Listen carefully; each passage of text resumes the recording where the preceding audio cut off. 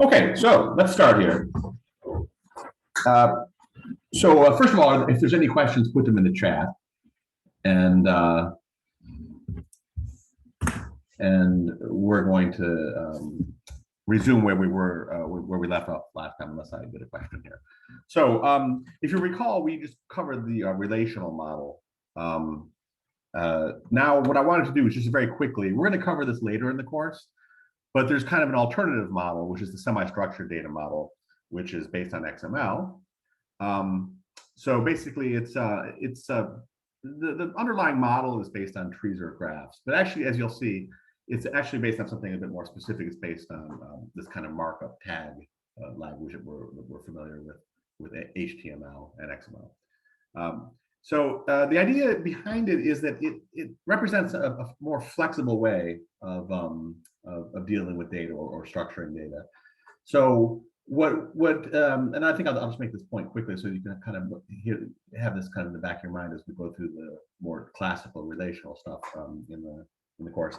But the idea is basically that you don't have to declare your tables up front like you do in the relational model with a semi-structured model. You can kind of wing it and just start representing data. So an example I would say would be something like, if I just asked the whole class, I said, well, could everybody just do a profile of themselves in XML and just kind of fill in, like, you can decide the tags you want, and you can just kind of like talk about like your pets, you can talk about what your hobbies are, where you can kind of decide whatever you want. And then you sent all those documents to me, and as long as they were in like XML, I could have some chance of actually interpreting them. But notice how in that case, it was very flexible and freestyling in terms of what you guys were going to represent. So that's kind of a classic example. We'll explore that a little bit more later. But basically, I just want to go through this very quickly so that we're just so that you guys just know that it's out there. We'll cover these slides again when we go when we cover this specifically later in the course. So basically, it looks like something like this. So what you have here is you have this kind of this graph, this example type of data graph, where if you can see here, you basically have a root element, which is always kind of the root of the document, and then you can just define these tags. So we can represent bars and beers, and even put in a prize here off of a beer. We just kind of splice that in. So this is an example of kind of what that would look like. So basically, what we have is we have all the bars here grouped, and then we have a specific bar, and then we have the tags underneath that. And then, as you know, there's kind of this notion of attributes inside of tags. Then we have the notion of a document type definition. I'm assuming you guys have seen a lot of this stuff. So this gives a little bit of structure, and this is kind of like a schema, but it's not as strict as a database, as a relational database schema. So that's just kind of to give you guys a heads up that we're going to be representing we're going to explore not just relational databases in the course, but we're also going to look at these semi-structured models. So in the end, I just did kind of for a motivation thing, and this would have been better if I could have covered it last time, because this is kind of a conclusion slide. But just to motivate you guys further in this course, I think that I think that you probably don't need motivation to understand why databases are important, but if you do, or not just important, but something that's relevant for a lot of different individuals, and it's basically this. Okay, so here's some motivations. So if I was trying to sell you guys on going into like doing databases, like really focusing on databases for your work, I would say that, listen, if you like systems, you like working with systems, you like big systems that you can kind of install, and there's a lot of power in them because you've defined a lot of work has gone into building this big system, and it can do a lot of different things. There's a lot of different features, a lot of different configuration. The databases are really good because they're some of the most complicated systems out there. All right, so they're big, and they're kind of there's lots of different things you can kind of play around with to get better performance, etc. If you like theory, so if you're more of a mathematical bent, then databases are really founded in really deeply founded in logics, and there's a lot of very kind of interesting, deep kind of scientific and mathematical concepts that are embedded within databases. So if you like that, and then if you like working with people, so if you say no, but I don't, those are I can you say, well, I really do like actually working with people and kind of interacting with teams and this kind of thing. Well, I mean, databases, I mean, you have to interact with a lot of different people to kind of like spec out what are the requirements of the database, you know, what's it supposed to represent, how's it supposed to behave, like the interface with the database, how's that supposed to behave, etc. So there's a lot of work there. Then if you're interested in money and you want to make a lot of money, well, databases are very, very central in you know, in the startup world and you know, in big time contracts, this kind of stuff. So there's definitely an opportunity to make money. And then if you want to work in some area, like you say, well, I want to work in like marine biology, right? So you say, I really do want to work with like whales and like dolphins and stuff like that. Yeah, you know, it's hard to break into those kind of areas. Those are really, you know, but you really do sincerely want to be close to an area like marine biology or something. Well, I think that one possible way to get in there is to be very useful for them in terms of their databases and managing their information, right? So that'll get you closer to that community because you can really provide value for them, right? And then finally, if you just say, well, these are all, you know, I'm not particularly ambitious, or I have my hobbies, I have my life. I'm not really. I want like a 9-to-5, you know, job that I can work that has benefits and that is a stable job. Well, there's a lot of work in databases. You can do that. You can go and work for lots of different organizations and do your work and then be done with it. And then finally, just to kind of complete the whole picture here. Okay, sorry. And then if you're really ambitious, and you want to architect the Matrix. You want to build like the Matrix, you know, the movie Matrix, and you want to build a simulated world. I think databases. I mean, to manage the Matrix, you'd want to have. I think you'd want to have some kind of structuring over it. So I think you'd probably want to do it inside of the database. Maybe a very abstract database, but a database nonetheless. And then finally, if you want to lie flat, this is just, you know, you just say, look, I don't really want to work, you know, you don't want to work that much. Well, but you want to do it with dignity. You don't want to just be, you know, a leech. But you want to kind of, you know, do them in like basically from each according to their efforts, to each according to their abilities. If you kind of play that kind of side of things. So you say, I'm not going to give that much. I'm going to give a little bit, but I'm going to have a lot of ability. So I'm going to like draw enough money so that I can just kind of like, you know, detach or do whatever I want. I don't think it's a good way to, I mean, I personally don't think it leads to happiness, this posture. But if this is the posture, then you can probably pick up the contract here and there because there's a lot of remote work going on in databases. So if you get good at it, you can probably pick up just enough to kind of to skim by and, you know, yeah. So anyways, I hope that motivates people. I hope that you find the humor in some of that. But anyways, that might be, this may or may not be of use to kind of keep in the back of your mind. Okay, so let's go on now because what I want to do is I want to get into something a bit more like tangible here. And when I do this, I'm going to present the slides up to a point, but then I'm going to go over to the to present to just excuse me, just to scratch out stuff, kind of like almost like on a whiteboard, but it's going to be on a piece of paper and a document camera. So that's the plan right now. We're gonna kind of start to look into something a bit more concrete here rather than just flying over and getting motivation. All right, so now we're going to go kind of into the core relational database model, and this is kind of an ideal picture, and this is kind of what got Codd the Turing Award essentially. So the ideal picture basically says that what we want to have like a declarative or logical expression of what the user wants. Okay. And then this is going to get translated into what's called relational algebra, which is actually is something you can actually execute over a set of tables, right? And then not only that, but there could be equivalent relational algebra that does the same thing, that's optimized, and that executes stuff over the tables in a more efficient way. So let's just look at an example, for instance, here, right here. So at the bottom here, we have the table that has company, so it's the name of a company, all right, because so this could be like IBM America, USA, this could be IKEA, Sweden, this could be Volvo, Sweden. This could be Tencent, China. And then we have another table, which is supplies, which basically is supplying like from IBM to Volvo. Okay. So what this basically says is these are foreign keys. So that the from here points to a name of a company, and the to points to a name of a company. So all the tuples in this table, in this relation here, are basically the name of a company that's supplying and the name of a company that's being supplied. All right. And then this is really simple. This is just the name of the company and the company that the company's from. All right. Does that make sense? I'm assuming. Does that make sense?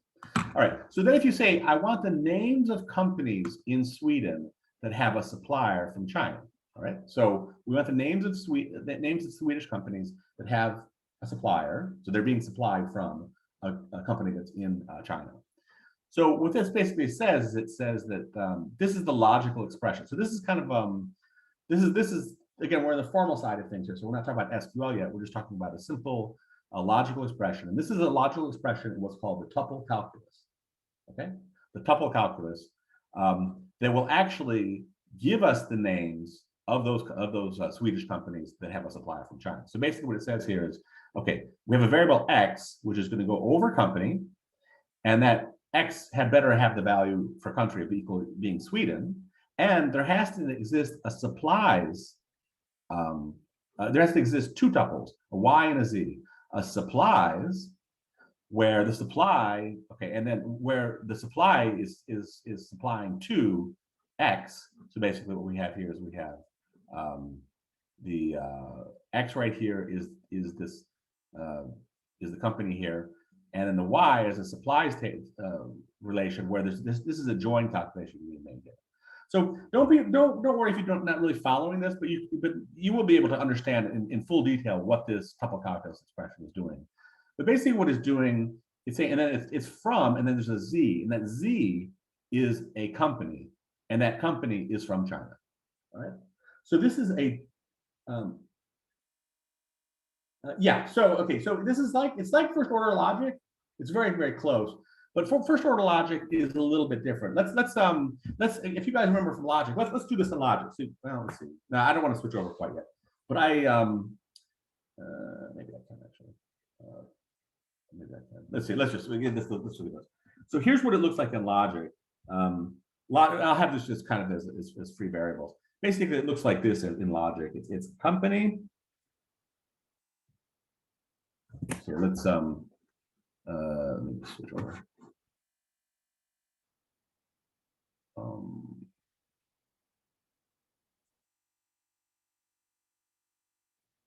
Okay, so let me know, please. Now I've lost this. No, there it is. This is annoying because then I lose the chat. Okay, there it is. Here's the chat. Okay, so I want. Can people see this? Maybe I'm writing a little bit small. I just want to make sure that people can read this. We're testing out the document camera here. Can people see? Good. Okay, people can see this. So let's just do this in classic logic. This is first order classic logic. So in first order classic logic, this is going to be like this. It's going to basically say, okay. In first, I'll just do the example of Swedish companies here in first order logic. It basically this would be company X, Y, and X. No, sorry, and Y. That's a Y equals Sweden. All right, so this is a first order logic formula with a free variable of let's see here, both free. That's bounded. Okay, I can say this. I can say there exists Y. All right, so this is let's see. Everybody can see this, I assume. Is it clear? I mean, does it need focusing? Because unfortunately, it's not that. All right, but this is legible for everybody, right? Okay, I guess I'm gonna. No, it's clear. It's clear enough. Okay. Excuse me. All right, so this has a free variable of X. Okay, so this is not a sentence. Remember, in logic, a sentence is something that has no free variables. So what this is basically doing, this is free in X. So this is kind of specifying a query that says, over what X's is this true? So I can turn this into like some kind of lambda expression or something, but let's not get into that. Basically, what this is basically saying is that if you're looking for all the X, all the bindings that make this sentence, if you're looking for all the bindings of X, where if you substitute those into this formula, then it's true, then you'll get all the Swedish companies. All right? Okay, so the important thing to say here is that this is, okay, if the company table had like 7 attributes, then I would need to have 7 variables here. All right? I need to have 7 variables if this company table had 7 attributes. All right? And let's go back now to the screen share. If I can find it. Let me see why I have to find it. There it is. It's the bottom. They change things a little bit. Share screen.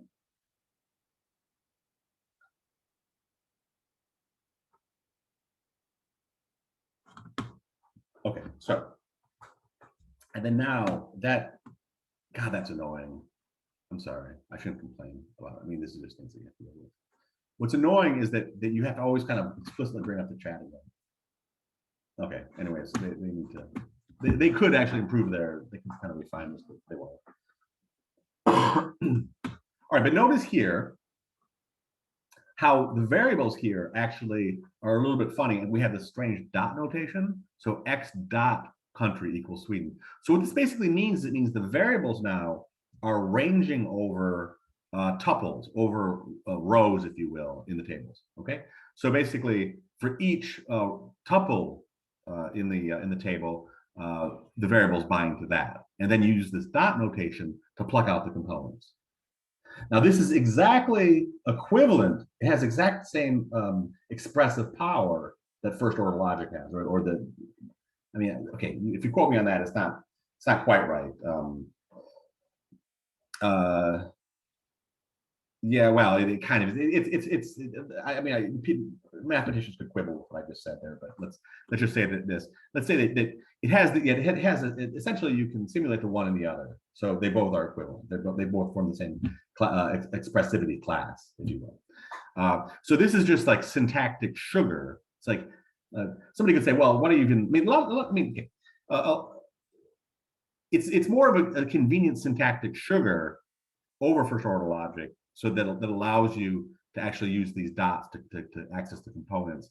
And notice also, because if we have 7 attributes here in company, then all we need in the tuple calculus is one variable that binds to the rows of that table or that relation.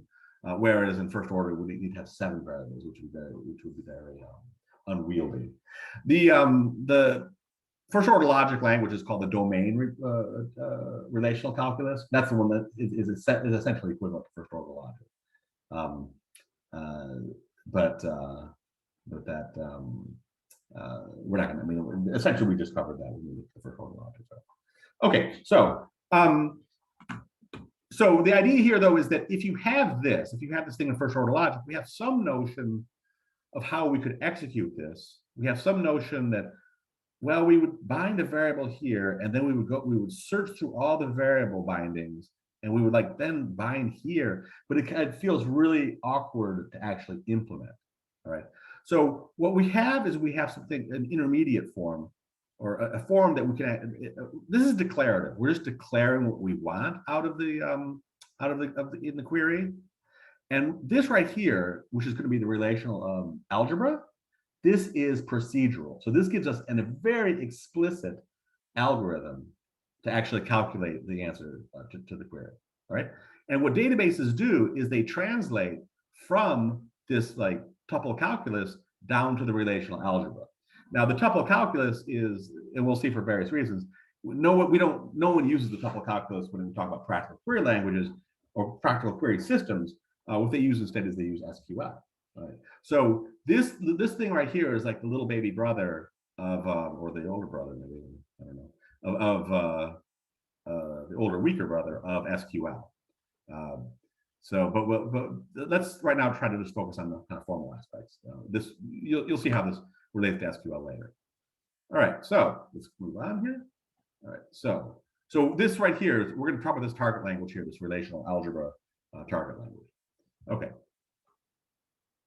So first of all, what is an algebra, right, in a mathematical sense? So it's a mathematical system consisting of operands. All right, so these are things, variables or values from which new values can be constructed. Right. So the classic example would be like the integers, right, and integers and variables. And then the operators, which would be basically would be this would be operations that would take in operands and then calculate new operands from the inputs. So operators could be something like plus, minus, multiplication. So integers stay closed under plus, minus, and multiplication, right? So you'll always get back an integer. If you put in division, then you've got the issue of dividing by zero. You got the issue of like fractions or so basically you get the rationals. It stays closed under the rationals. So that's kind of like the old-fashioned notion of an algebra. But we're going to get one also for the relational algebra, right? So at this point now, let's see here. I'm going to then go over to presenting it on the document cam. So I'm going to stop sharing. Right. And then you should see the document cam. And then I see that the chat stays around at that point. So that's good. Oh, it moved, but it's still there. I can see it. All right. So now, so what I wish I could do, but I can't, is focus this guy on after this. Enough.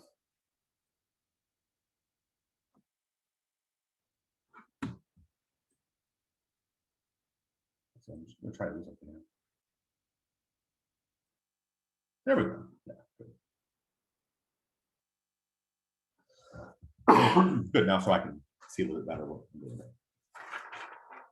So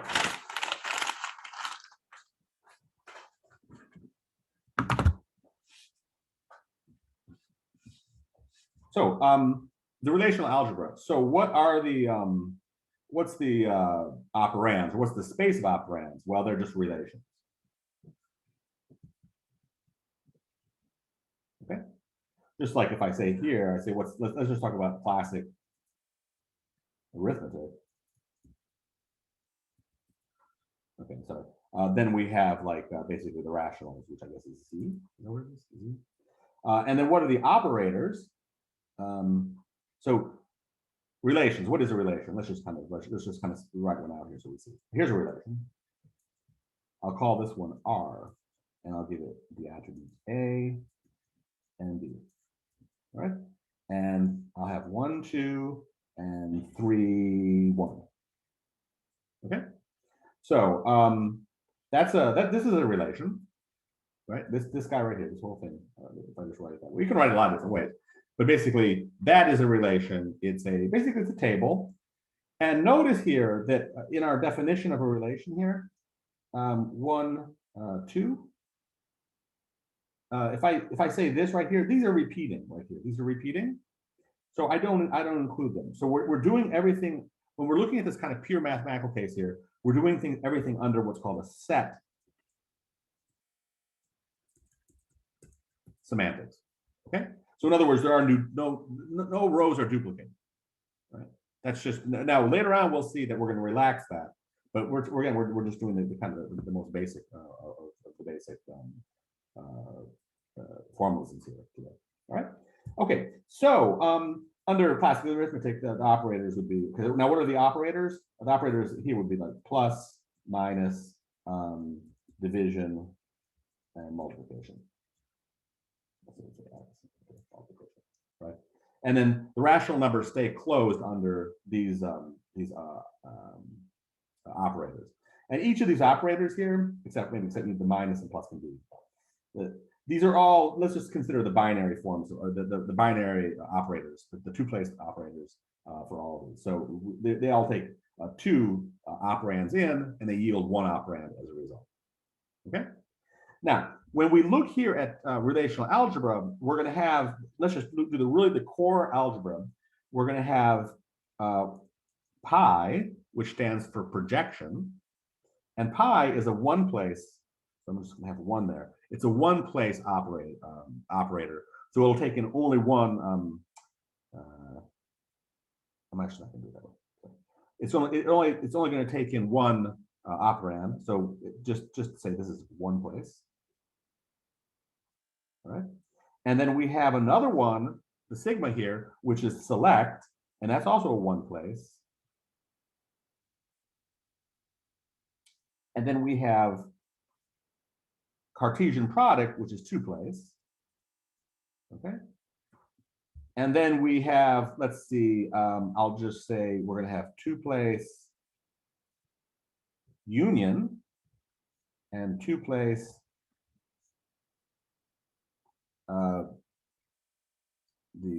this right here, two place difference. And then I'll just put it up here. We have one place, and then it's called row, and this is renaming. All right, so that's a one place. So let me just give you the names. Okay, renaming,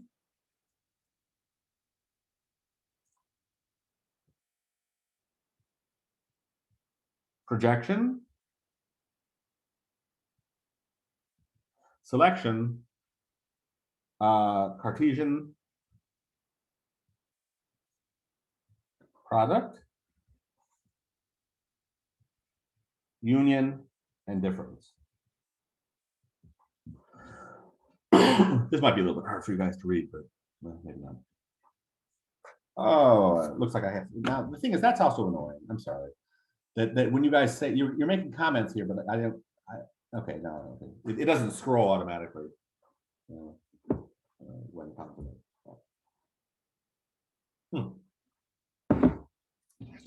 Okay, let's go through and let's actually define these to give us some intuition. So we're basically going to say that our relational algebra that we're going to define. So just we have to memorize those. Let's see. So the relational algebra we're going to define is basically basically it's going to be I'll put renaming, which is row, projection, selection, Cartesian product, union, and difference. Okay, so these are the operators in our relational algebra. And again, just remember, these are one place, and these are two place operators. Okay. All right, so let's just go into what these actually mean. So just by example, okay. So the projection operator. So here's how the projection operator works. You say projection, and then you say a list of attributes. So let's just say I'm going to say A, B. Right. So the attributes A and B, and I'm going to apply those over a relation R. And our R here, let's just keep this the same. So R equals A, B, C. 1, 2, 1, 1, 3, 4. Notice if I say 1, 2, 1 here, that would be pointless because it's already there. 2, 2, 6, and 2, 2, 7. Right. What projection does is it goes to this relation. So when I apply this, so this right here is just an application of an operator to an operand. This is the operand. The operand is this table here, this relation, right? So when I apply this, what this will do actually is it will just project out these two attributes out of the table. So this is really simple. So what the result of this is going to be, this is going to equal A, B, and then it's going to equal 1, 2, 1, 3, 2, 2. And then notice how I would also pluck out this 2, 2 here, but this 2, 2 here is already there, right? The 2, 2 here is already there, right? So this is the set semantics of that. So, so this should be really simple, right? So what this is basically saying is it's saying just project out these attributes from this this relation here. All right, and that equals the resulting relation. All right, so I assume that should be pretty clear. I hope. Is there any question? So if I all right, let's do another example just to kind of, okay, if I just say this, if I just say project, if I say project C from R, what's that going to equal?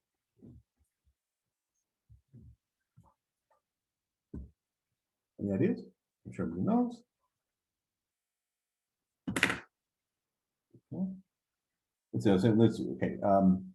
Now, okay.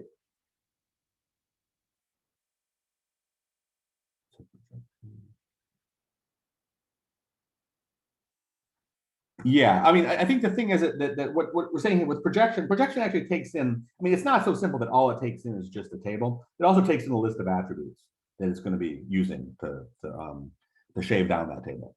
Now, you might say something like, okay, so what this, by the way, is going to be 1, 4, 6, 7, right? I mean, all of these things can kind of go snett, as it were. Jag kan faktiskt göra det på svenska. Kanske ni vill inte jag gör det. Men okej, förresten, jag vet inte om jag har sagt det, men jag kan svenska, så om ni har någon fråga, du kan alltid fråga på svenska. Okay. But I'm going to present it. Okay, this can go snett, or this can be kind of result in a syntax error. If I say something like this, I say project out the attribute D from R. Well, there is no D in R here, so this basically is like crash, meaningless. Right? So it's not well formed, right? But don't do that, I guess. All right. So yeah. So projection is taking in some other. It's taking in attributes also as the arguments into the operator, if you will. Okay. All right. So that's projection. So we can check. I hope that's clear enough. We can check that one off. Now let's do selection. All right, selection. So I'll just kind of maybe do a little fresh example here. So selection is done the following. Let's say that R equals A, B, and we have the value 1, 7, 1, 6, and 2 minus 2. All right. Okay. Now selection. With that is one place also, and it applies to a relation, a single relation coming as input. But then right here, it specifies a condition. So it names an attribute. So it might say something like A equals 1. Okay. So what this is going to do, whereas projection kind of shaves things in the vertical, this is going to shave things in the horizontal. So what this is going to do, it's going to go through, it's going to check for each tuple where this condition is true, that's going to be let into the answer, right? So what this is going to wind up equaling is A, B, and then, okay, 1, 7, because does A equal 1 for this tuple here? Yes, it does. And 1, 6. But this one it won't be let in because A does not equal 1, it equals 2. Right? Okay, let's combine these. All right, so that's selection, but let's just kind of show a little bit of let's compose these, because this thing right here is always returning. Okay, if I take one of these operators and I apply it to a relation, right? What does it always return? This is not a trick question. It always returns a relation.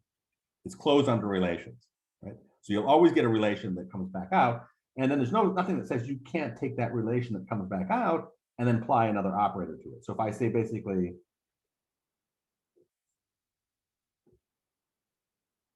this right here, so do the selection and then do a projection. So we're composing these, and what that winds up equaling just the table B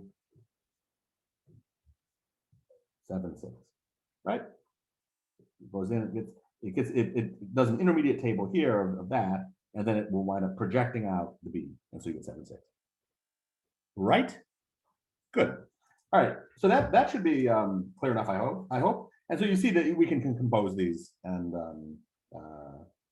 yeah.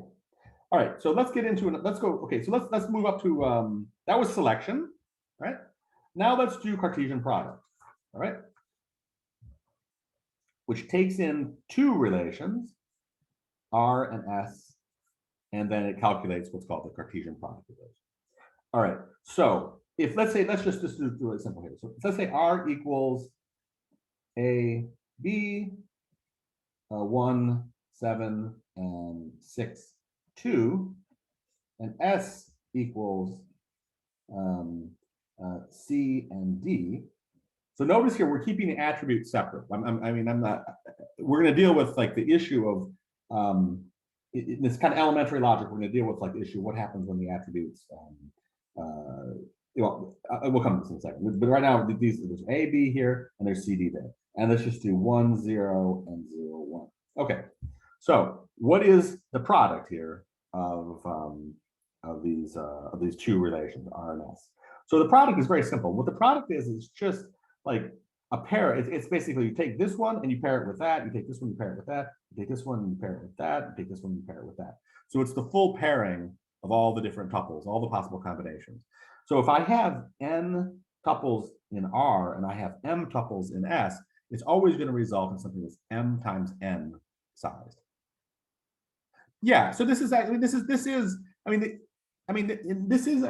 algebra in this. There's definitely a relation, especially since I'm kind of writing these matrices, which may be kind of misleading. But they're also matrices and tensors and all that stuff. They're a bit more. It's different.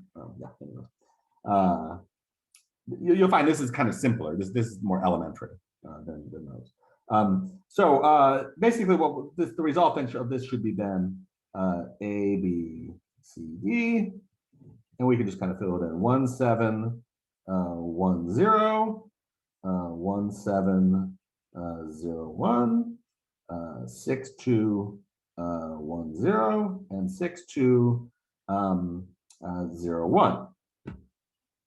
Right. Okay. And then we have okay, so you're going to find out that this right here winds up being kind of like the power, or doing these is what gives us the power of relational algebra, being able to do these Cartesian products. You'll see, you might say, well, why would you want to do that? That's kind of silly, but we'll see later why we would want to do that. This is kind of wrapped up in the notion of how we calculated join. But let's just finish up the logic here, because we have let's see, what do we have done so far? We've got projection, we've done that one. We've got selection, we've done that one. We've got Cartesian product. Let's do union and difference. Okay, union and difference have a special little property about them that is kind of we'll see right here. All right, here's the thing. What if I said this? So you have R and S right there, okay? And I say R minus S. Well, or R union S. Okay. These two tables here are not union compatible. All right. So there's a notion of what's called union compatible. All right. And for two relations to be union compatible, they have to have the exact same attributes. Otherwise, it's kind of, does A match with C or does A match with, it's ambiguous. We want to keep things really kind of solid in terms of what the definitions are. So for two relations to be union compatible, they have to have the exact same attributes. So if that's the case, let's just do a simple one. Let's say that R equals A, B, okay? And 1, 1, and 1, 0, and S equals A, B, 1, 1, 0, 1, and let's see here, and 0, 0. Okay. R and S are union compatible. And the reason why R and S, let's see, one second, I got a question here.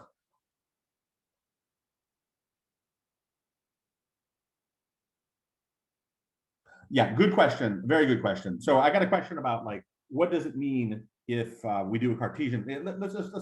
What does it mean if we do a Cartesian product now between R and S? Let's take that up in a second, because notice here, because then the thing is, then we would wind up having a repeating of the attributes, and that would be kind of not, that would be weird, right? So let's just deal. As it turns out, this will then also be in this case here, this would also be ill-formed. The attributes need to, for a Cartesian product, strictly speaking, for a Cartesian product to make sense, these have to be distinct. The attributes have to be distinct, right? So that's to answer a direct question. But let's just, this is all very, this should all be pretty straightforward here for people. What is R minus S? Well, the R minus S winds up equaling 1, 0. Is that right? Yeah, because 1, 1 gets knocked out because it's here in S, right? And then what's in and then by the same thing, what's R union S? R union S, I believe, winds up being, well, that's a good example for us to do. R union S, because that's basically the full relation, the full binary relation. So R union S winds up being 1, 1, 1, 0, 0, 1, 0, 0 on A and B, right? And then notice just a quick thing is that, you know, somebody might say, well, what about intersection? Well, with union and minus, you can simulate intersection. So this is kind of the minimalistic you know, specification here, what one needs for relational algebra. So now we've covered union and difference. This is kind of a little bit of an annoyance. This business, well, that doesn't get defined. So how will we actually do this? Right? This is kind of crazy.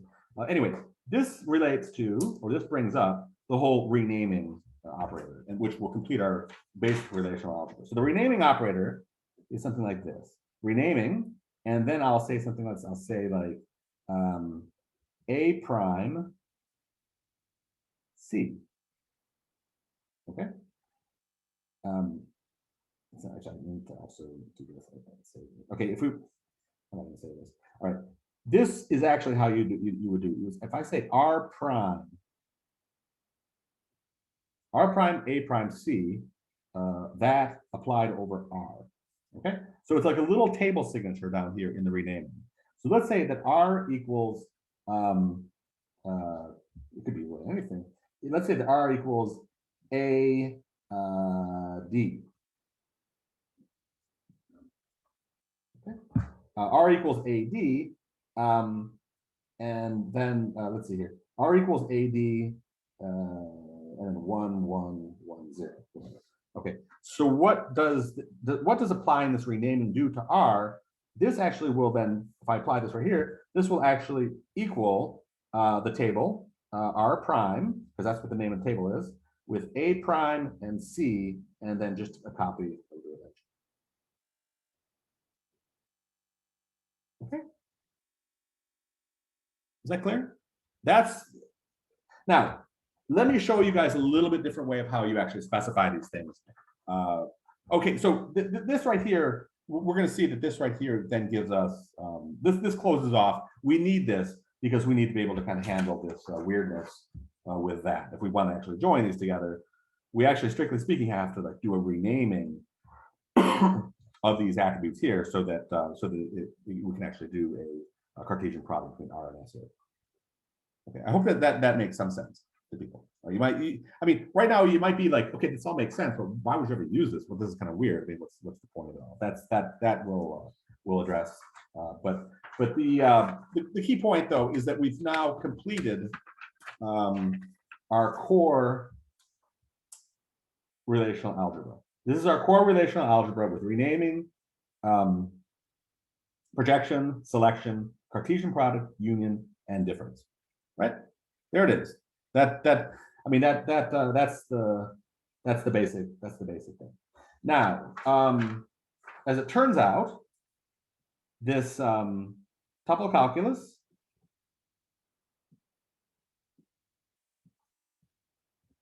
is the tuple calculus, which we're going to cover later today as well. This is actually equivalent mathematically, the same expressive power to this relational algebra. you can simulate one with the other, right? And it's also equivalent to this domain calculus, which is like basically FOL, domain, I'd say domain FOL, I'll put that in quotes. Because FOL actually does, FOL, the difference here is that these are query languages. So these are like kind of the query language you can use with, you can declare an FOL in first order logic. But first order logic itself can make these kind of statements that are a bit more, maybe I'll at one point kind of, if people want, I can talk a little bit about that, but it's kind of, there's a slight formal distinction. But basically, the key issue here is that the tuple calculus is equivalent, expressively equivalent to relational algebra. So if we go back to that original, if we go back to this original, so I'll stop the share. I'll start the screen share.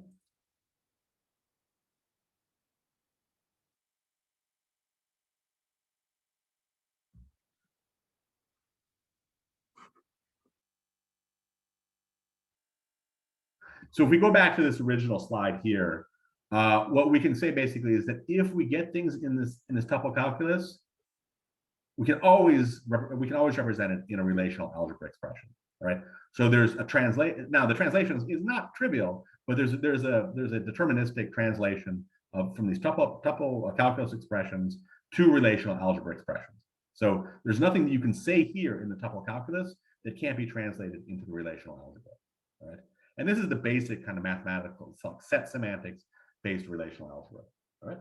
So we're going to come back and we're going to maybe like kind of grind a couple queries, and then we're going to go into the tuple calculus.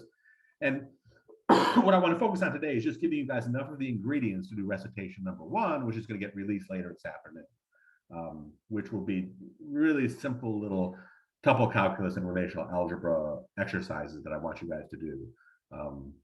To answer questions that are specified there.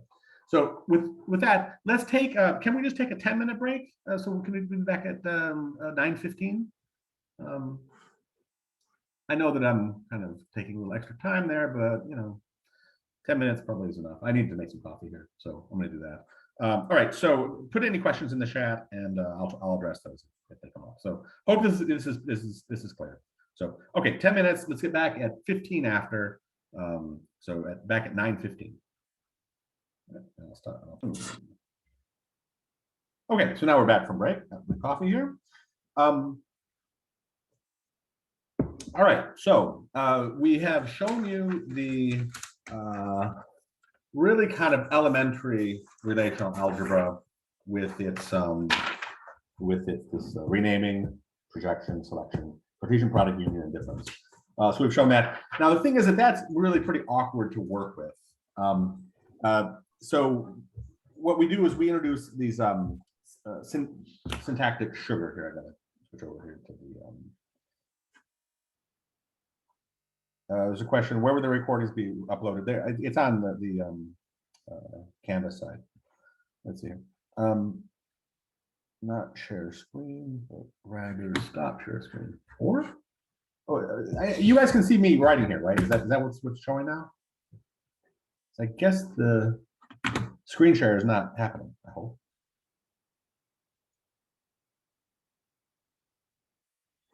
Good. Looks like it's not. Okay, good. People can see this. Okay. So one of the things that you'll see is there is what's called a basically we want to this Cartesian product and this fact that we have to do the renamings to make the Cartesian product well defined. That's really a painful that winds up being very painful to actually have to deal with. And even the renaming operator is a little bit clunky, and I'll show you kind of an alternative to that. But the key thing is that what we have is we have the theta join and the natural join. So what these are basically, so let's say that we have R, which is basically going to be A and B, and then we have S, which is going to wind up being D, A. Okay, so these two relations are sharing an attribute. They're sharing this A as an attribute. Let me just give it some 1, 2, 1, 1, 1, 1. 2. Okay, and 3, 1. Okay, so so strictly speaking, we can't do a Cartesian product between R and S because we're going to have a collision on A, and it's not going to. It would have to repeat the attribute twice. So so it's like this. If we really want to be kind of particular about this, or we really want to be strict about it, we would say that it's not well defined in a Cartesian product between these two. Why? You'd have to do a renaming of A maybe to A prime, and then you could do the Cartesian product. Now, there's a better way, or there's a syntactic sugar, which is called the natural join, which is it's a Cartesian product, but it's like a bow tie. One is it being a bow tie here, and the bow tie basically says that what that means.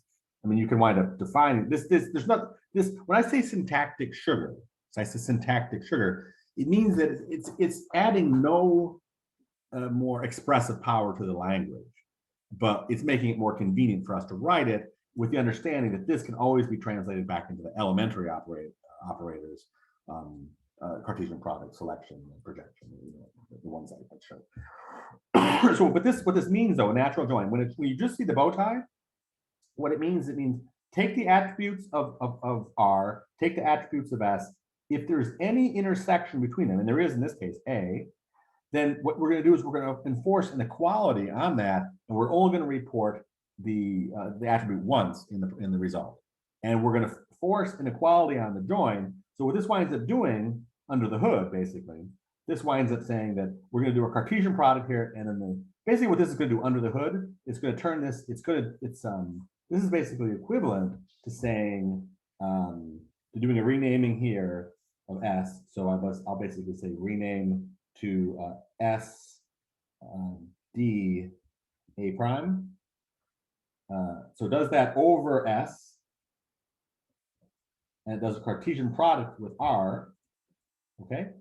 And then it selects where A equals A prime, okay?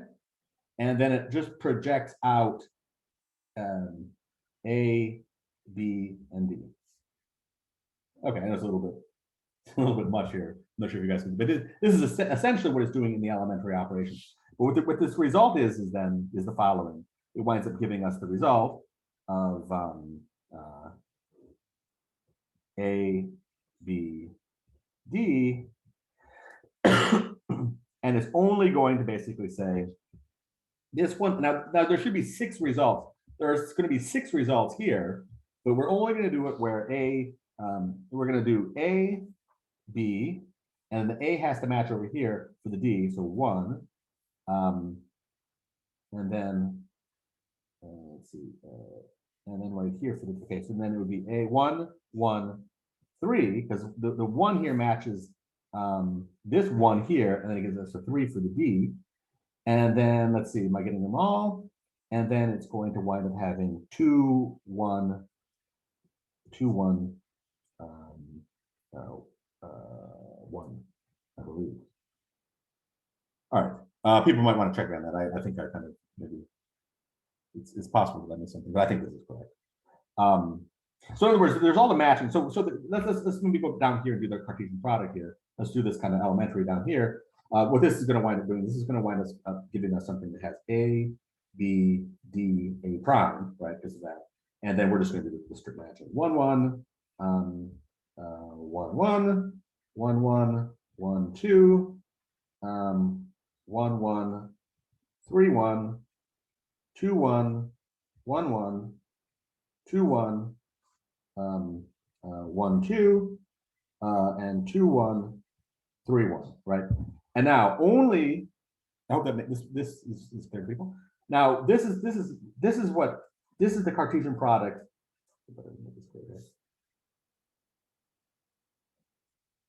This was just the renaming, which gave us the A prime here. This is the Cartesian product now that it's well defined. It's just basically doing the product between this and this with the A prime. So this gives us, there's 2 times 3, there's 6, yes, and there's 6 couples here. And then we're going to go through and we're only going to let through on the select here, the ones where the A equals A prime. So that one gets let through. This one does not get let through. This one does get let through. This one, A, does 2 equal 1? No. That one doesn't get through. Does 2 equal 2? Yes. Does 2 equal 1? No. Okay. So we have the 1, 2, 3 tuples to get that through. And then what we do is we just are going to then do a projection of A, B, and D. So that's going to wind up giving us 1, 1, 1, 1, 1, 3, and 2, 1, 1, right? Because these are going to wind up getting shaved off when we do the projection. Is that clear?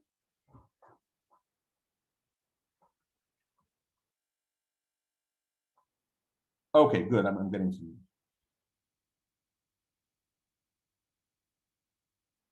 Okay, sorry guys.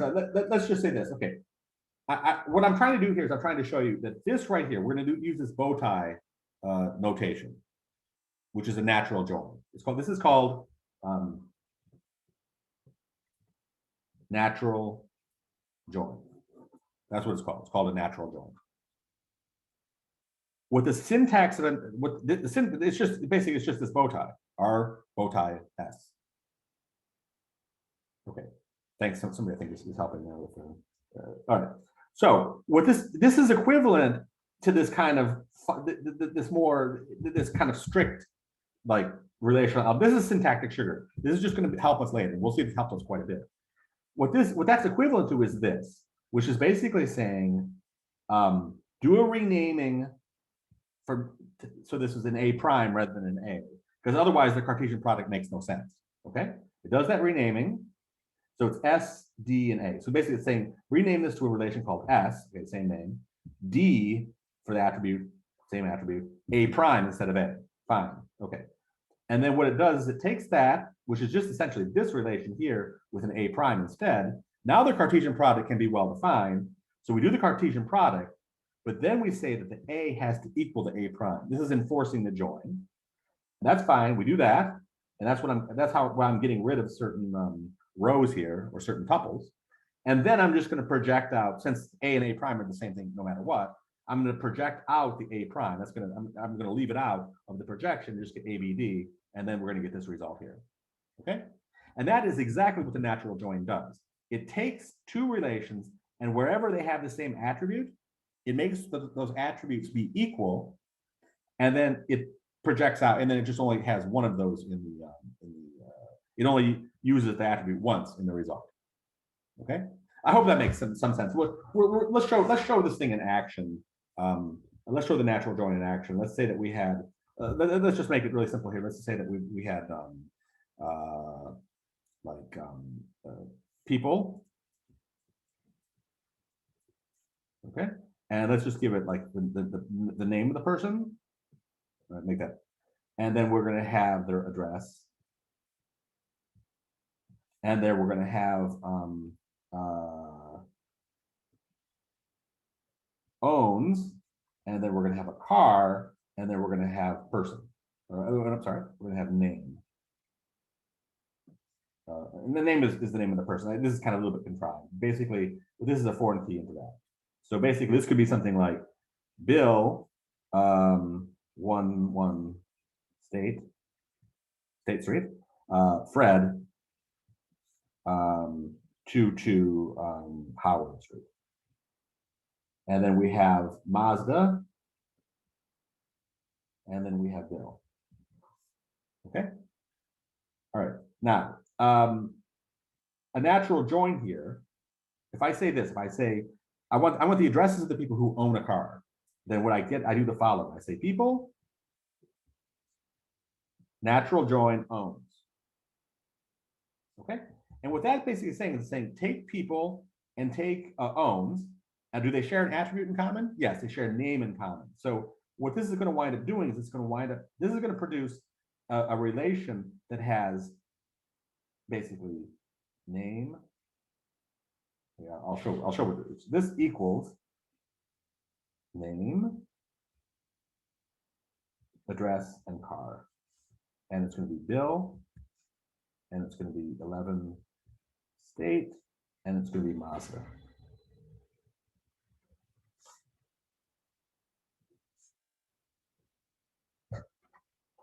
All right. Does that make sense to people? Can people see that? So that's what the natural join is doing. So we'll see that natural joins, because a lot of times you'll have the attributes repeated places, and the natural join is a very easy way. It's a very, very easy way just to kind of quickly, rather than going through and doing all that kind of basic relational algebra with the renamings and the Cartesian products, all that. We just wind up using a natural join. Okay. So I hope that makes sense. So the slides cover natural joins as well, but this is kind of giving the core definition of what natural join is. Now, you might say something like, who would ever have this?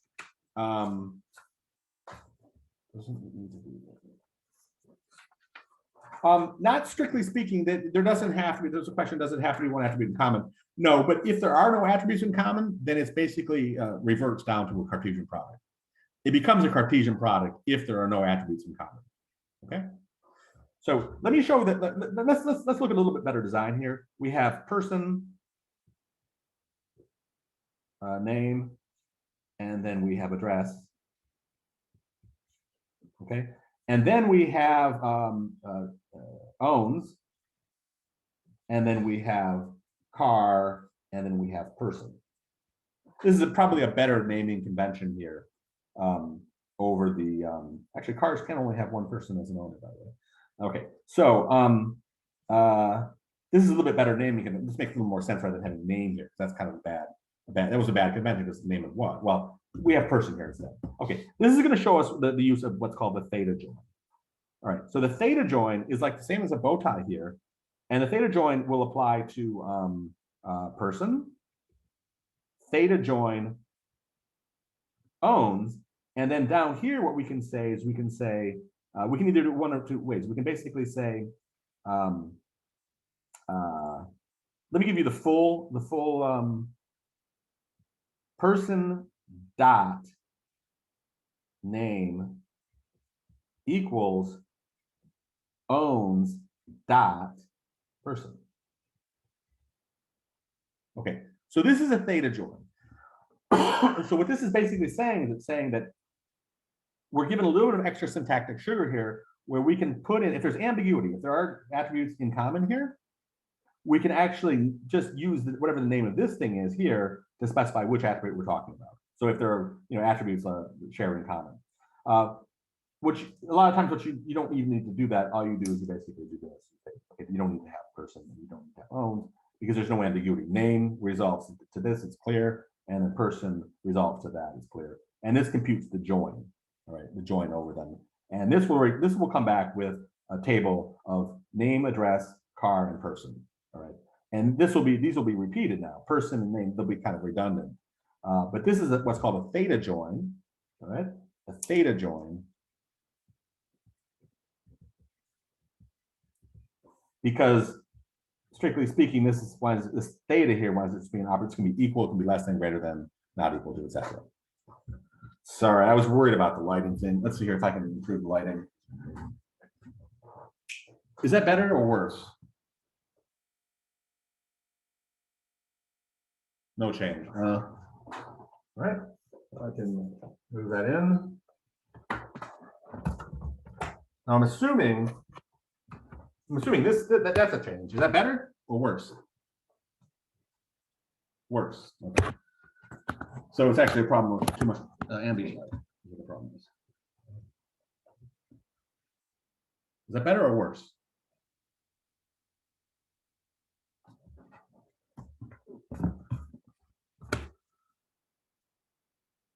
It's kind of an unfortunate thing here. I think the light, yeah. And I'm going to do that with the shades here.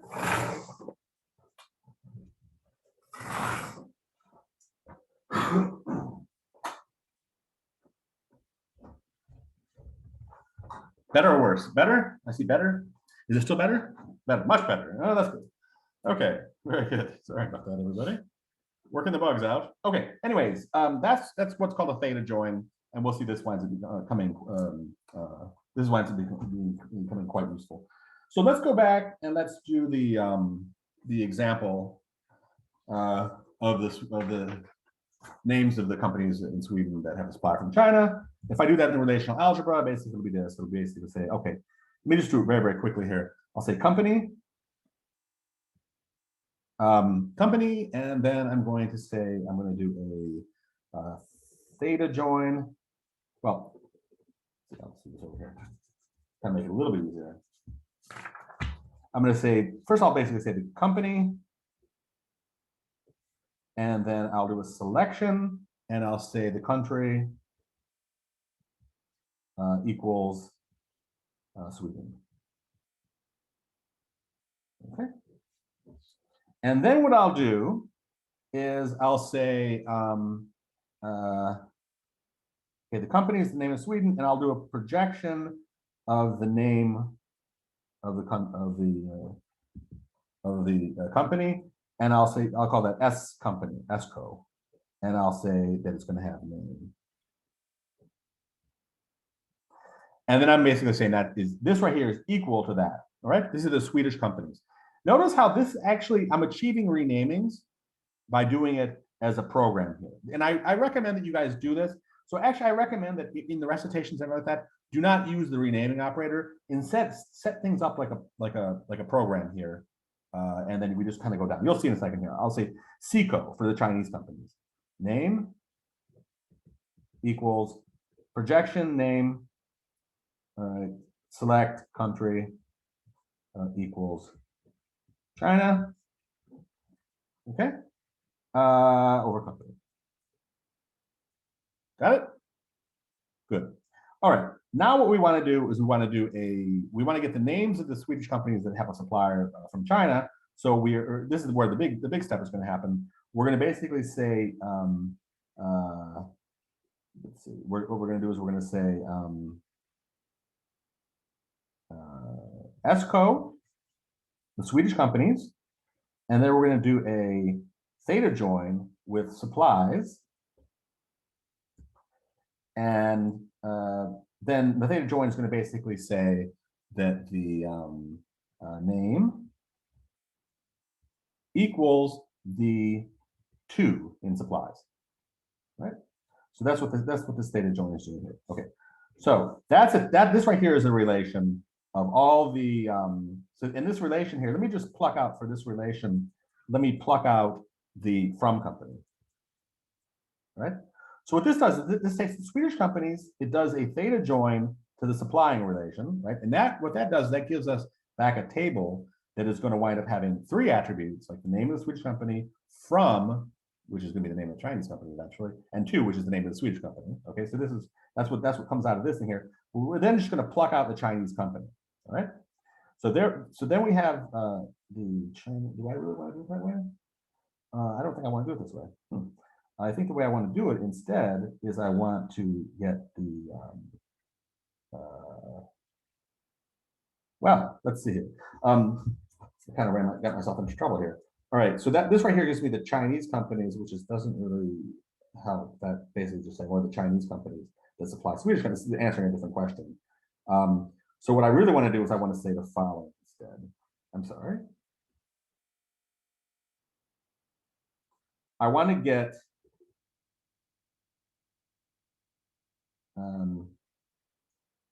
right. What I want to get out here, I'm sorry, is I want to get out the I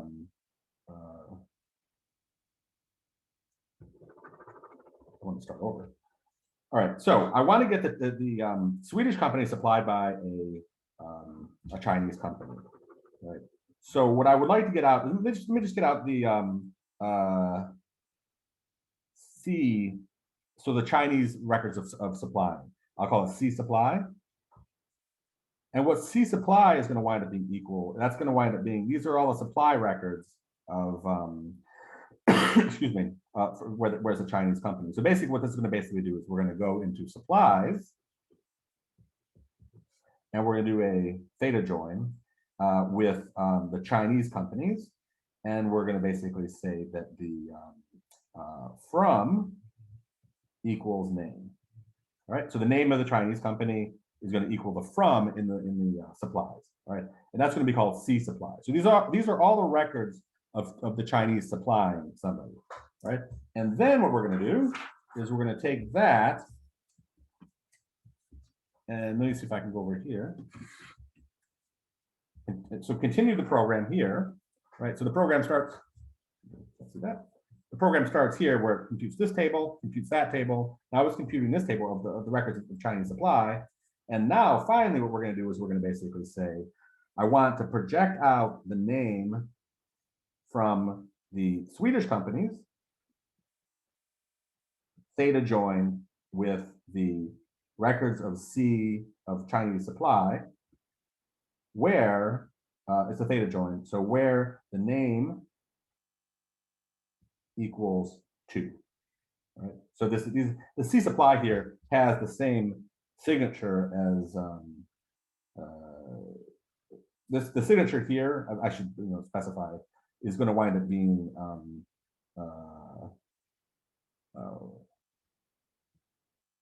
from to name. Okay, and so that the two are these are all going to be records of Chinese supply, and the 2 right here is going to be the company that's supplying to. So all I'm doing here is I'm just going through and I'm doing a theta join where I basically say the name of the Swedish company has to be the 2 in the record of Chinese supply. And then I'm plucking out the name, which is the name of the Swedish company. All right. I'm sorry, I should have done that maybe a little bit beforehand, but I was trying to do very great, but I kind of. All right. So, anyways, this is kind of shows us, how we can use these, how we can define, and how it's much easier to use the theta join and the natural join you'll see later than specifying this down in the base algebra. Okay, so that syntactic sugar really helps. Excuse me. And also, it shows us also if we do things as a program, we kind of specify things as a program, that this kind of allows us to get our renamings. We don't have to have a row operator. We get the renamings kind of come as a product of just writing as a linear program, right? And I would recommend that people do that they use the program. They do things as a program. It makes things easier. Okay, but as you see, it gets a little bit tricky. I mean, you had to kind of think it through. Oh yeah, what am I actually doing here? I kind of did a little bit of kind of made a little bit of a miss. Went down the wrong path for a second there. Okay, so let's now let's go back here just to talk, and I'll just kind of have the slide review the slides a little bit so you guys can see kind of what the slides do with all this. And then I want to just get some time to do a little bit of the tuple calculus because I think that's going to be useful for recitation. So let's go back to share screen.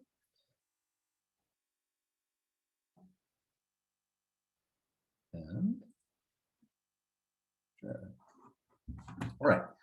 So so I just showed the actual translation of how this gets translated into relational algebra. Now you can do it as one giant with renamings and all that. You can do this one giant expression, and that's kind of what internally database systems do.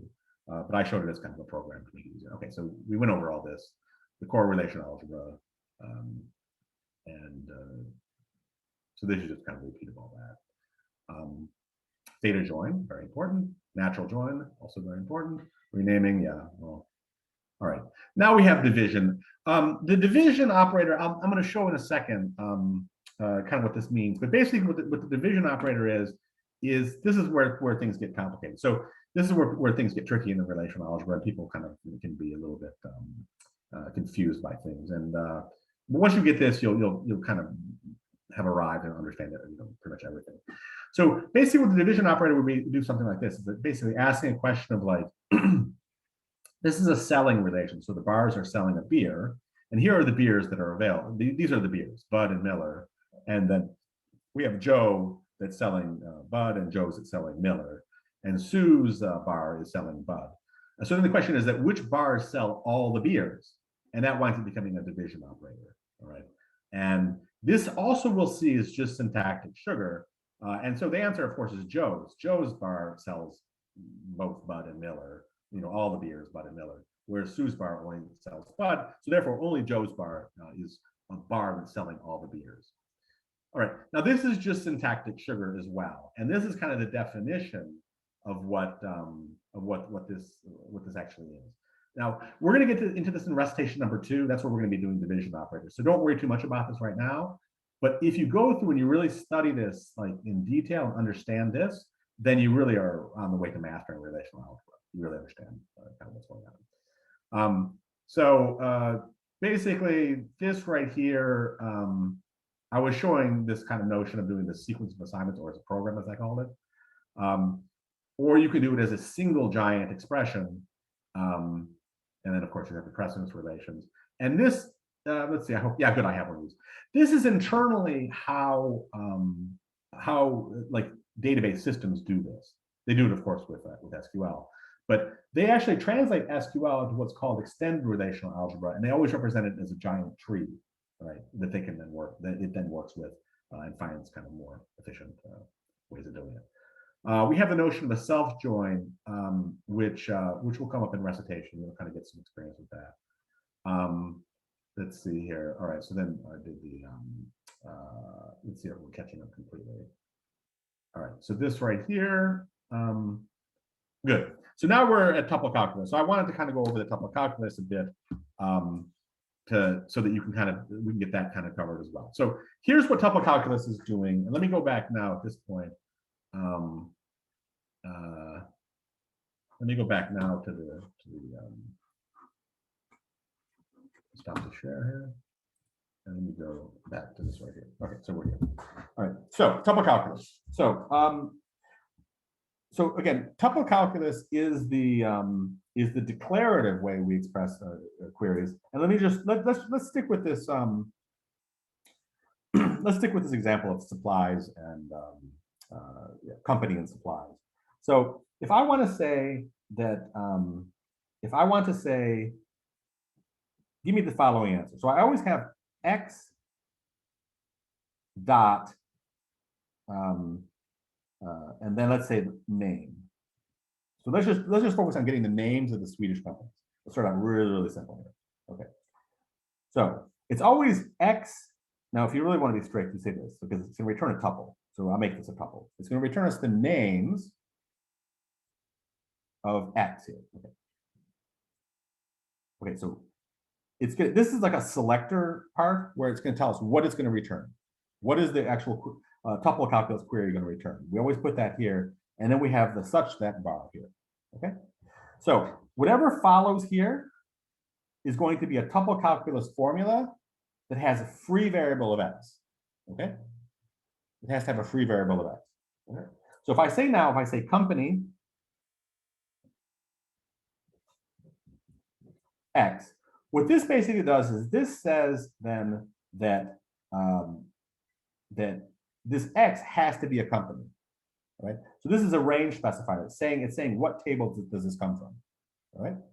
So it's going to basically say, well, comes from company, right? So this right here, if I close this off here, this will just report back to us the names of the companies, all right? Now I want you guys to think abstractly here, because if I say company, all right, so I have company, which has a name, and I have supplies, sorry, in the country.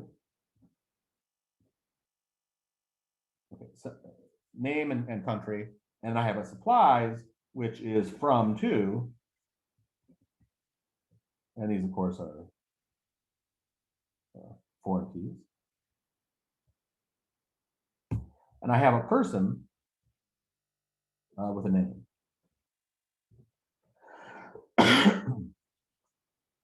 I want you to think abstractly here and declaratively here. So when I say X dot name, I could actually have this right here. I could have name or person. Okay, I could have that. So the idea here is that X is a tuple variable, right? And so X can point to, if there are 7 tuples here and there's 20 tuples here and there's 4 tuples here, X can point to any of those tuples. It has the right to point to any of those tuples. Now over here it says, okay, although when X tries to point to supplies, it doesn't. Well, X can point to all those, but X then better be a company or it better be a person. All right, and that excludes a report here, which would be kind of ill-posed because there's no name in supplies. It excludes that from coming through here. But you got to think in terms of like with X, it can point to anything. Okay, so a variable can point to anything, and then after the such that, this is what determines whether or not X can point to any tuple. And this right here, this has to be true for this to get reported back. So whatever tuple this points to, this has to be true for this to get reported back. Right? Okay, so that's scroll down here if I. It's really annoying how chat. Okay. Okay. Good. All right. So I hope that that's clear. So but I said Swedish companies. So let's get rid of that. So now it has to be a company. So now if X points to person, it doesn't make it into the result, right? Because it's not a company, right? And now I say and, all right? So I have to use the and symbol. And then I say that X dot country equals Sweden. And then it gets closed off. Now, only it can point to any tuple in the database, but it's only going to get report back answers when it's a company. Okay, so now we're restricting down to here, and then the country is equal to Sweden, right? So it's going to go through all the tuples, and then only the ones where it equals Sweden are going to be reported back. All right, so I hope this is really simple. I really do hope that's really simple. Okay, so let's do something a little bit more complicated, and let's do something where we say that we want what we want is we want the Swedish companies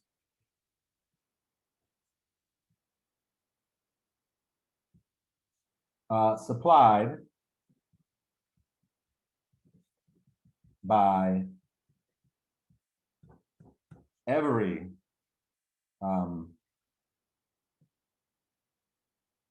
supplier from Germany.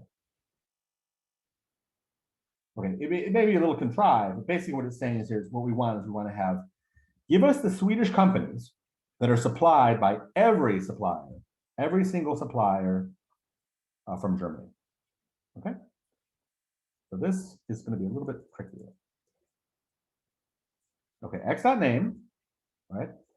And then what we want to say is we want to say, first of all, we want to say it's a company. And we want to say that its country equals Sweden. Okay, so this is we're on the way, right? But now, how are we going to even deal with this thing about their supply from every supplier, every company from Germany? How are we going to actually get to that? All right, here's how we're going to do it. So this is where we're going to make a leap here. And this is where it's going to become a little bit difficult. But let's say let's just kind of just grind it out here and see what. And I'll present the answer to you, and then we'll dissect why it's true. Okay, for all, and then let's say y. Okay, for all y,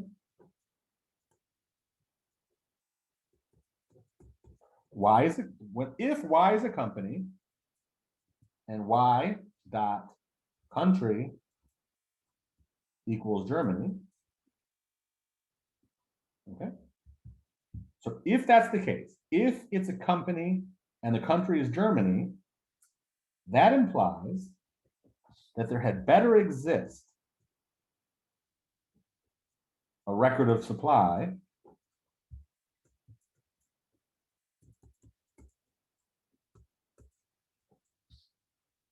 where there would better exist a record of supply where z dot from equals y dot name and z dot to equals x dot name.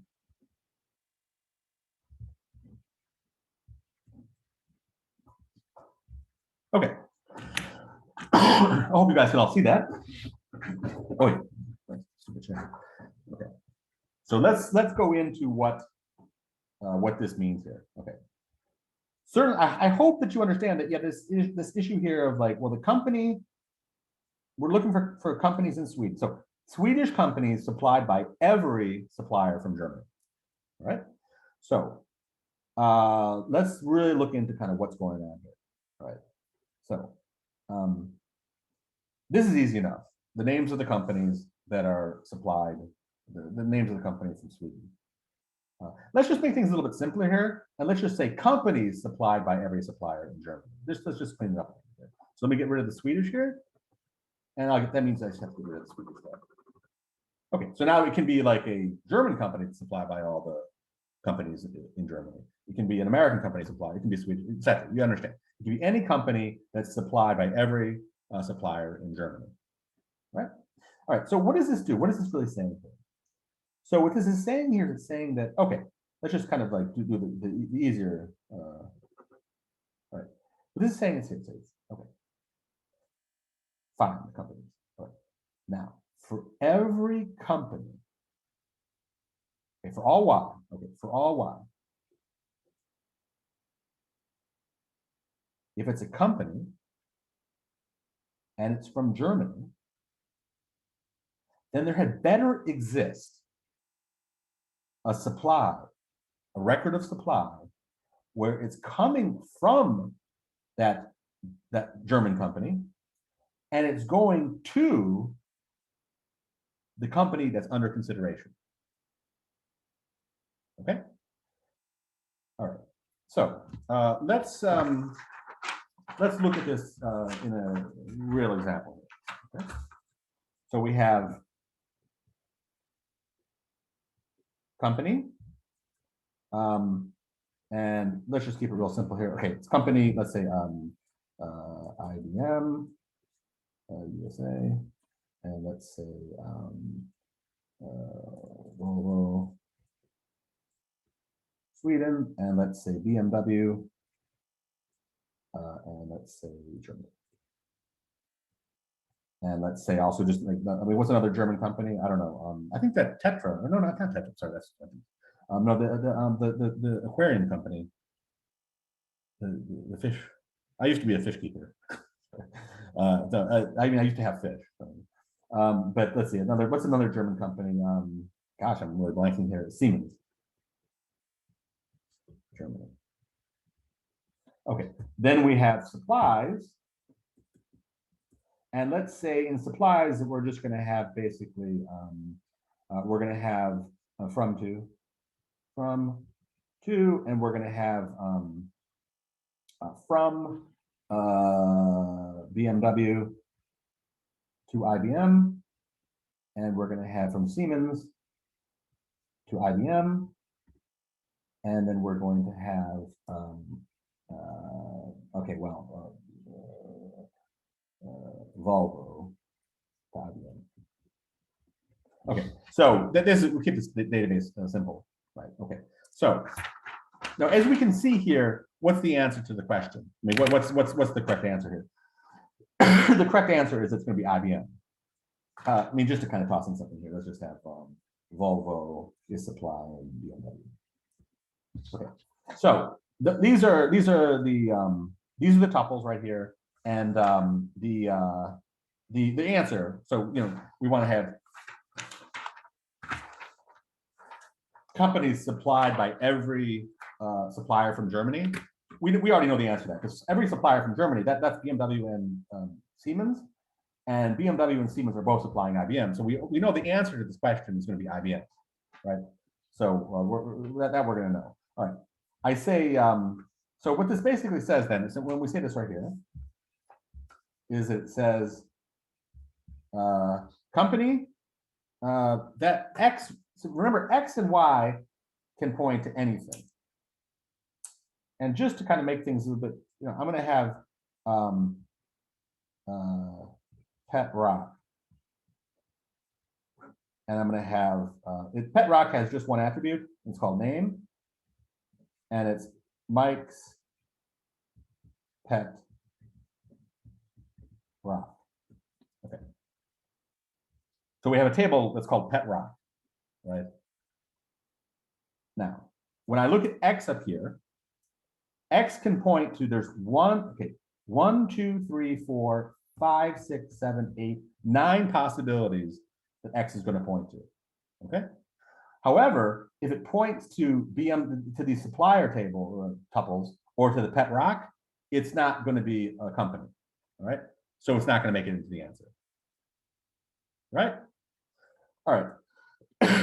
So I say, let's take X and let's point X. Let's show the positive example here. Okay, let's point X. Now, X can point to any of these 9 possibilities, but let's point X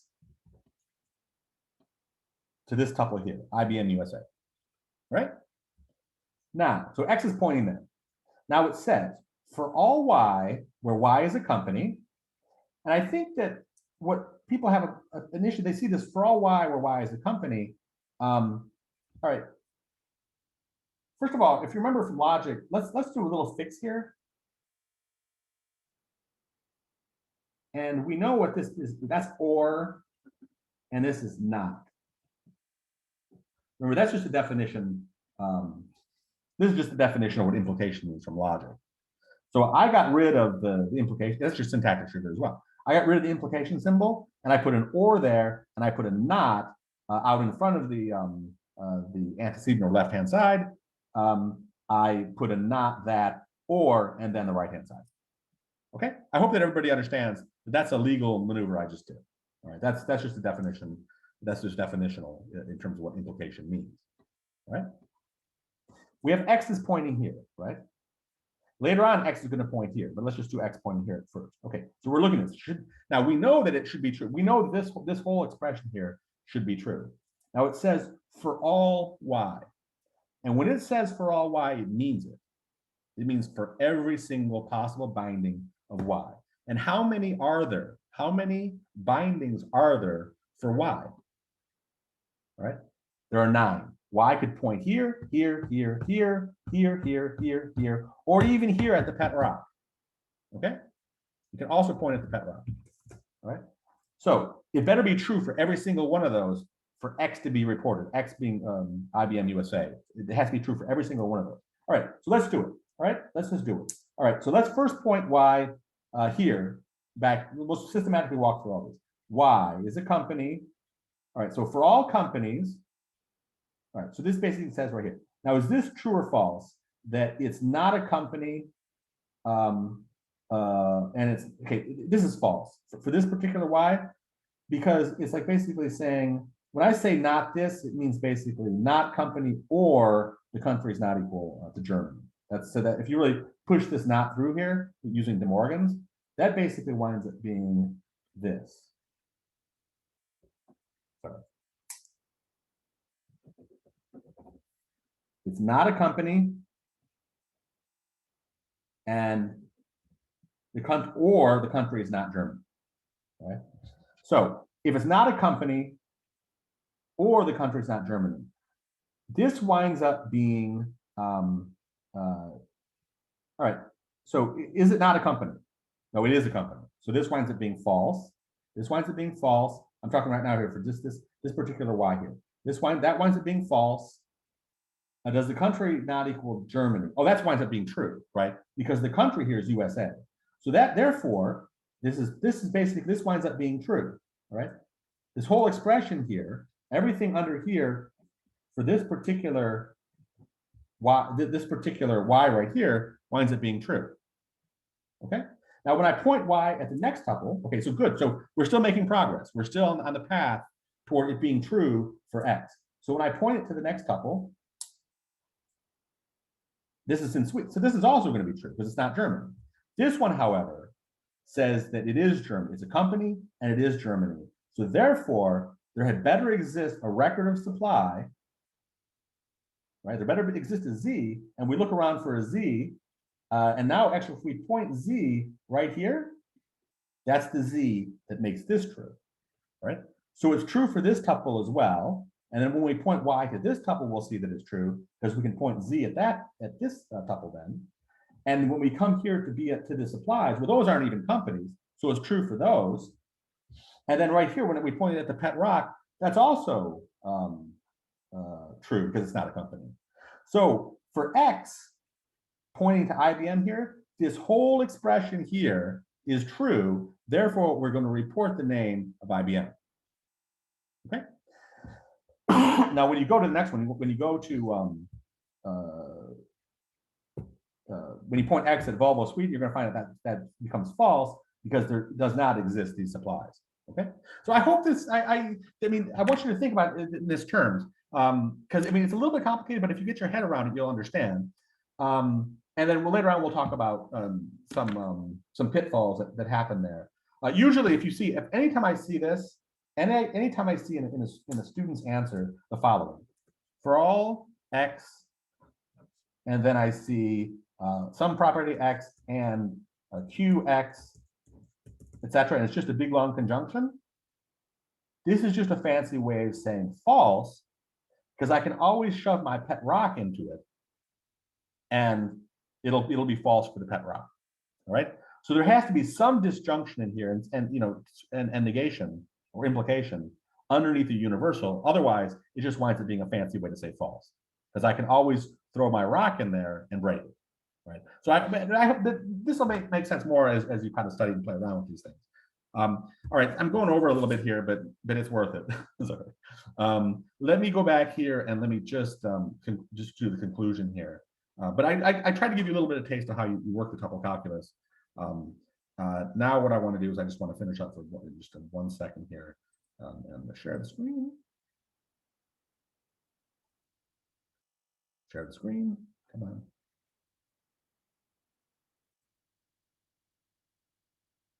Select a window. Wait a second, I'm already in full screen. Or? There we are. No, it's just like the performance. It's like for some silly reason, it's really slow. We'll get to the bags later. What I just wanted to say, okay, so I showed you the tuple calculus a bit, and just kind of as a hint of what's coming up later, we're gonna, we've shown that the full kind of way it works with kind of this core tuple calculus in core relational algebra. But what we're going to look, when we look at the more realistic picture, we're going to be talking about SQL as kind of a substitute for tuple calculus, and extended relational algebra, which we'll get into as the actual relational algebra we're using. And then, so this is the realistic picture of how actually database systems implement this. But at least today, what we've done is we've kind of gone over the idealized view of it all, which is it's just things based on the this would take forever. Just things based on this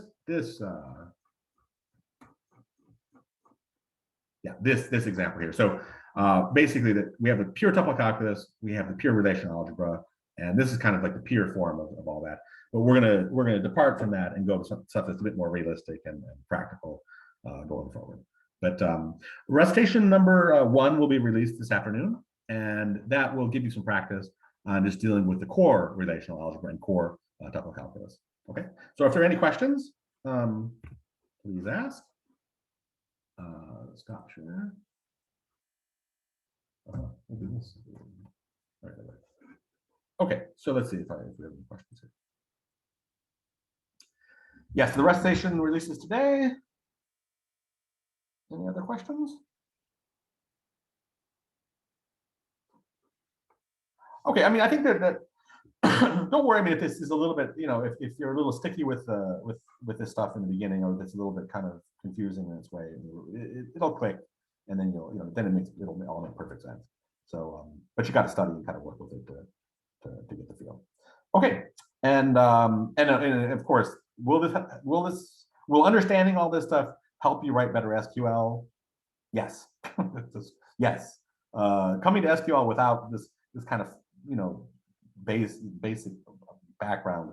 A lot of people come to SQL without seeing this kind of stuff, and they just kind of hack it through, and it's unfortunate. So it's good to.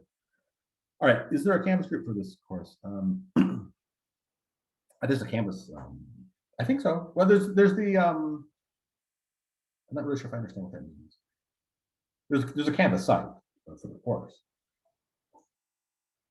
which all of you should have access to. Also, all of you should have gotten something about a database being created for you, my support. So let us know if you, there's that system that the TAs have. You can go in there and report there if you're having, you can go into that to get quick questions answered about the database and stuff like that. So, okay. So if there aren't any further questions, we'll just kind of leave it there, and I will see you all on, I guess it'll be Monday. So, okay, I'll stop recording. Oh, between 10, I think there's nothing between 10 and 12. It's just like lecture was 8 to 10 today. Oh, maybe there is. I'm sorry. The TAs. So a lot of questions when you guys can address the TAs. I mean, I'm kind of giving them autonomy to kind of run things the way they want.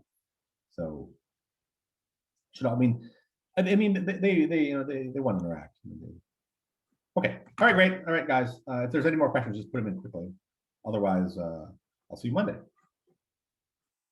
And I will stop recording.